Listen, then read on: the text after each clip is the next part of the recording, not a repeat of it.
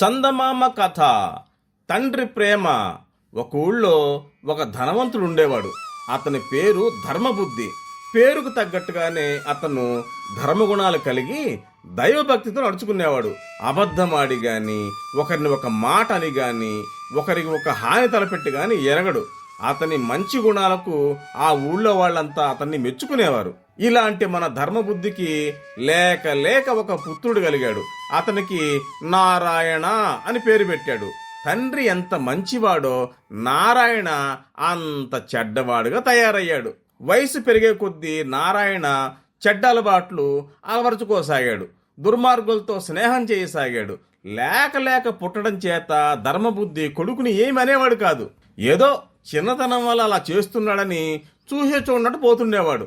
నారాయణ పెరిగి పెద్దవాడైన కొద్దీ మరింత చెడు త్రోవల్ని నడవసాగాడే గాని మంచి మార్గాన పడలేదు. ధనవంతుడి బిడ్డ గనక నారాయణ దగ్గర ఎప్పుడూ డబ్బులుంటూ ఉండేవి. ఇది చూసిన స్నేహితులు నారాయణ స్నేహం కోసం మూగేవారు. అతను వారి మాయలో పడి వారు ఆడించినట్టల్లా ఆడుతూ తండ్రి మాట లెక్క చేయకుండా తిరిగేవాడు. జూదం మొదలైన చెడ్డ అలవాట్లు కూడా చేసుకున్నాడు. క్రమేణా నారాయణ ఆరోగ్యం క్షీణించసాగింది. ఇంతవరకు తన కొడుకు ఎన్ని దుర్గుణాలు నేర్చుకున్నా ధర్మబుద్ధి పుత్ర ప్రేమ చేత ఏమీ అనకుండా చూస్తూ సహించి ఊరుకున్నాడు. కానీ ఇప్పుడు తన కొడుకు ఆరోగ్యమే పాడవుతున్నదని గ్రహించగానే ధర్మబుద్ధికి ఊరుకోబుద్ధి కాలేదు. కొడుకుని పిలిచి ఎన్నో విధాల మంచి మాటలతో నచ్చజెప్పి చూశాడు. లాభం లేకుండా పోయింది. తిట్టాడు, భయపెట్టాడు. కానీ నారాయణ వాటిని కూడా లెక్క చేయలేదు.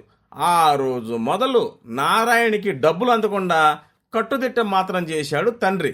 ఎప్పుడైతే నారాయణ దగ్గర డబ్బు సన్నగిల్లిందో అంతవరకు వెంట ఉంటున్న స్నేహితులు ఒక్కొక్కరే జారుకోసాగారు.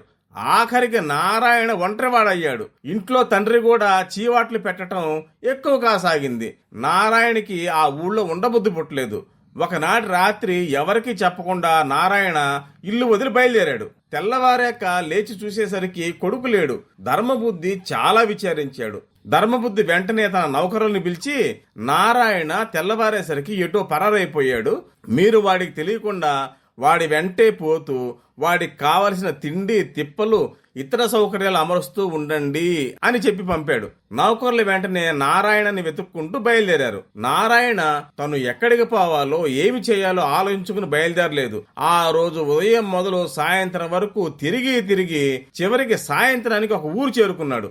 ఆకలి దహించుకుపోతోంది. చేతిలో రాగి దమ్మిడి కూడా లేదు. అలా పోతూ ఉండగా ఒక మిఠాయి దుకాణం కనిపించింది. ఈ దుకాణం ఎవరిదో కాదు, ధర్మబుద్ధి పంపిన నౌకర్లే. నారాయణ కంటే ముందు అక్కడికి చేరుకొని నారాయణకు తిండి అవి సమకూర్చడానికి దుకాణం పెట్టుకుని కూర్చున్నారు. నారాయణ దుకాణం దగ్గరికి వెళ్ళాడు. బాబు, చాలా దూరం నుంచి వస్తున్నాను, ఆకలి వేస్తుంది, ఏమన్నా కొనుక్కు తిందామంటే నా దగ్గర డబ్బు లేదు. నా మీద దయతలిచి ఏమైనా తినటానికి పెడితే మీ పేరు చెప్పుకుంటాను అన్నాడు.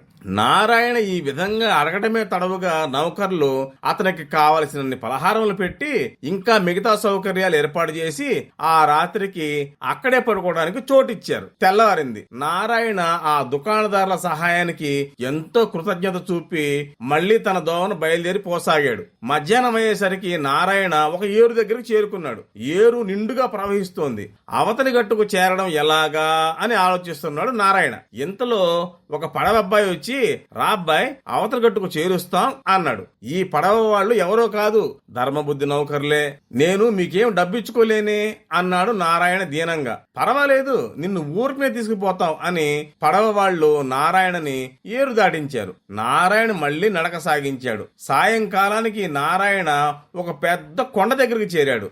ఆ కొండకి ఆ పక్కన ఒక ఊరుంది. నారాయణకి కడుపులో కాలుతోంది.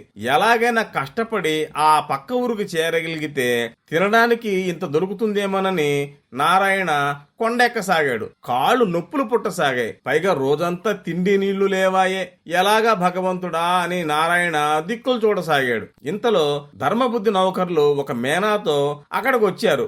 నారాయణ అడగకుండానే, దీంట్లో కూర్చో అబ్బాయి, నిన్ను కొండవతలకు చేరుస్తాం అన్నారు. నారాయణకి ఎంతో సంతోషం కలిగింది. వెంటనే మేనాలో ఎక్కి కొండ దాటాడు. ఇలా నారాయణ ఎన్నో కష్టాలు ఎదుర్కోవలసి రావడం, ధర్మబుద్ధి నౌకర్లు అతన్ని ఆ కష్టాల నుంచి తప్పించి రక్షించడం జరుగుతోంది. ఆఖరికి ఒక రోజున నారాయణకి అనుమానం కలిగింది. ఈ సందేహం కలగగానే నారాయణ ఒక రోజు తనకు సహాయం చేయ వచ్చిన వారిని అడిగాడు, మీరెవరు, నాకెందుకిలా సహాయం చేస్తున్నారు అని. అప్పుడు వాళ్ళు జరిగిందంతా చెప్పారు. అంతా విని నారాయణ చాలా ఆశ్చర్యపోయాడు. తను ఎంత చెడుగా ప్రవర్తించినా, చివరికి ఇల్లు వదిలి వచ్చేసిన తన తండ్రి మాత్రం తన సుఖం క్షేమం కోరే కదా ఇలా సేవకుల్ని పంపి తనకు సహాయం చేయించాడు. అలాంటి తండ్రి మాట లక్ష్య పెట్టకపోవడం తన బుద్ధి తక్కువేనని గ్రహించాడు. వెంటనే సేవకులతో ఇంటికి తిరిగొచ్చి తండ్రి పాదాల ముందు వాలి తనను క్షమించమని, ఇక ముందు బుద్ధి కలిగి బతుకుతానని ఏడ్చాడు. ఇప్పటికైనా తన కొడుకు మంచి మార్గానికి వచ్చాడని ధర్మబుద్ధి ఎంతో సంతోషించాడు. తన వంశ మర్యాద నిలబెట్టడానికి